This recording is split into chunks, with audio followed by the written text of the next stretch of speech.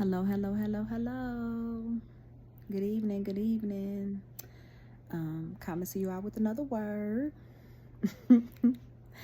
um, I don't have anything in particular that I want to talk about tonight, but I just want to talk to the wives. I want to talk to the women. Um, whether you are a wife, girlfriend, single, I just want to talk to you out for a minute. Um, when my husband and I first separated, I had a lot of men that were coming up to me to try to talk to me. And I want to zone in on the married men. I'm going to talk about the married men um, that told me the truth about him being married. A married man that told me that he was divorced. And two of them, as a matter of fact, both of them said that they were divorced and told me that they had been divorced for about 5 or 6 years.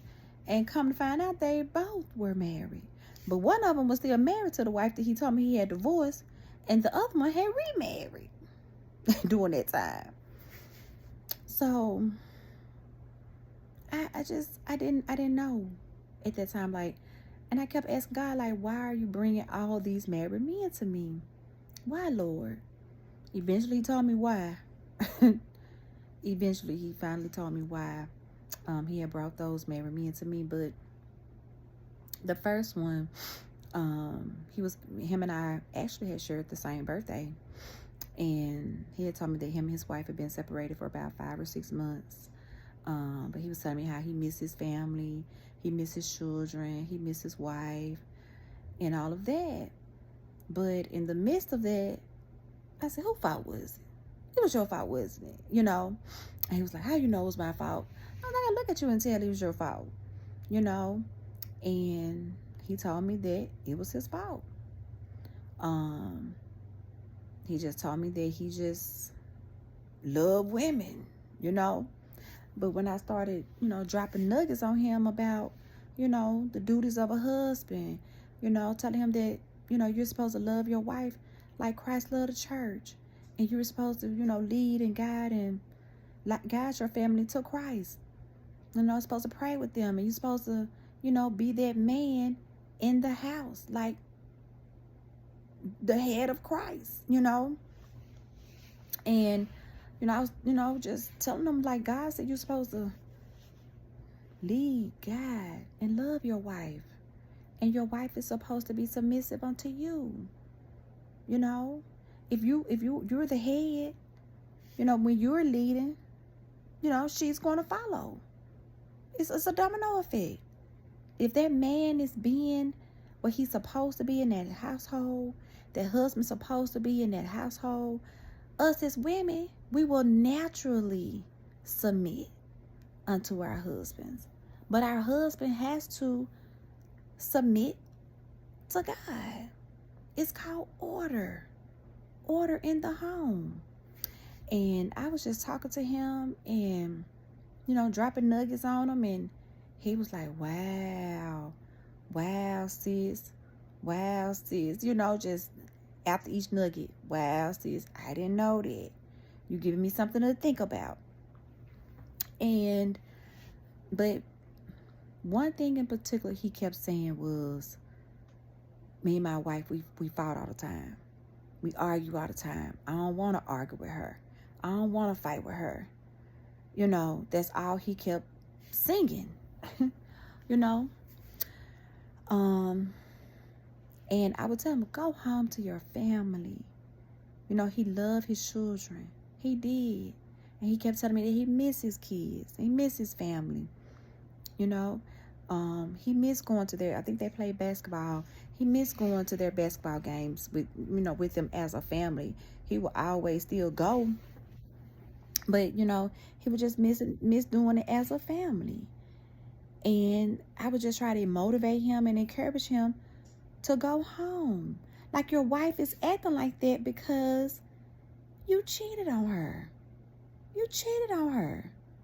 So yes, it's going to be chaos in the home. Yes, it's going to be chaotic in the home. Have you asked her to forgive you? And he said no. But ask her to forgive you and move on and be happily ever after. Work on your marriage. Pray together. You know, be that husband that you are called to be. Because a man, once they marry, they obtain favor from God. Husbands obtain favor from God. You know, and I just, that hurted my heart about it. You know, that hurted my heart. But he kept saying he wanted peace. He kept saying he wanted peace, but you have to go in there and fix it. You have to go in there and fix it. And then again, wives, you know, when it comes to that, that's where we're supposed to fall on our knees and pray and ask God, you know, to take that away from our husband, that spirit of lust, you know, take that away, take that out of him. We're supposed to seek God. You know, in my household, I haven't always been at peace, and I didn't seek God, you know, where, you know, my husband and I, we will, you know, have an argument when he was verbally abusive, mentally abusive, because he would curse me out. I'll curse him right back out. You know, it wasn't always peace in our home either. But since then, God has shown me what a true marriage is supposed to look like. You're going to have your arguments. You're going to have your ups and downs. You're going to have your differences. Every day it's not going to be peaches and cream and a white picket fence. We are dealing with some real life situations and some real life issues. But a man deals with enough going to work, trying to provide for his family, and then come home and have to argue with their wives. Like wives, women, we set the tone in the home. We set the tone. When my husband used to come home with the attitude, I'd be like, leave that at the door. Leave it at the door. Because it's love up in here. It's peace up in here. I've cooked dinner. The boys ate. You know, the house is clean. They're in their room, minding their business. Like, it's peace up in here. So he'll go in the bed, take his bath, come back out, whole totally different attitude. Like, don't bring what happened on the job up in here. Leave it at the door. You want to talk about it? We'll talk. I'll listen. But don't come in here with an attitude. But when I was 19, 20 years old, you know, he'll curse me out, talk crazy to me, you know, start cursing. I would curse him out, cuss him right back out. No, I'm sorry. No, I didn't. When I was 18, 19, I didn't. I cried. And he used to tell me, I don't want no weak woman raising my kids. I don't want no weak woman raising my kids. Toughen up. What you crying for? Stop all that crying. Then after that, I gained a masculine energy. So when I got older and time went on, he cursed me. I cursed him right back out. Cursed him right back out. Until now, God told me, you were not supposed to fight fire with fire. You were supposed to come to me. God said you're supposed to come to me. You're supposed to fall down on your knees and pray to me. And ask me to change him. He told me I was supposed to seek him. Not fight fire with fire. Not curse him out because he cussed me out. Like, Monique, really? Yeah, really. He taught me that. That's how he raised me. Yeah. That's how he raised me. To cuss him right back out. And he's doing it in front of our boys. Now they've developed that disrespectful persona. that I'm trying my best to get out of them and show them that's not the way. To be disrespectful, that's not the way. You know, I'm trying to change their whole outlook on the situation. You know, because their dad, that's how he raised them. They stayed there doing what they saw. You know what I mean? And my husband only did what he saw. To be honest, that's how he was raised. By his parents, his dad. You know? So we just, when you know better, you do better.